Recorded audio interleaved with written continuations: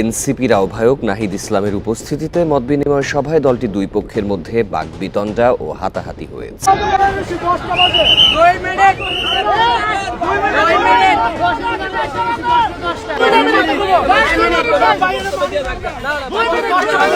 গাড়িতে চড়বো না, বিলাসিতা করবো না, এমন স্লোগান দিয়ে যে তরুণরা রাষ্ট্র সংস্কারের হাল ধরেছিলেন তাদের নিয়েই এখন উঠছে নৈতিকতার প্রশ্ন। নাহিদ ইসলাম কে ভাই?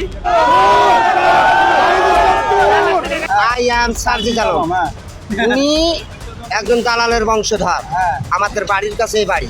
এনসিপি যেন এক বিতর্কের নাম। এবার নাটোরে চেয়ারে বসাকে কেন্দ্র করে এনসিপির দুই পক্ষের সংঘর্ষ হয়েছে। আসিফ মাহমুদের সভাস্থলে এ ঘটনা ঘটে। তবে জুলাই যোদ্ধারাই এনসিপির নেতাদের বিরুদ্ধে তুলেছেন কড়া অভিযোগ। এনসিপি তো নতুন একটা সম্ভাবনা জাগায়, তারা পরবর্তীতে জামাতের কোলে উত্তীর্ণ হয়েছে, তাদের নিজস্ব কোনো স্ট্যান্ড নাই, নিজস্ব কোনো বয়ান নাই। সময় হলে এমজুরের গর্ত খুঁজে পাইবা না।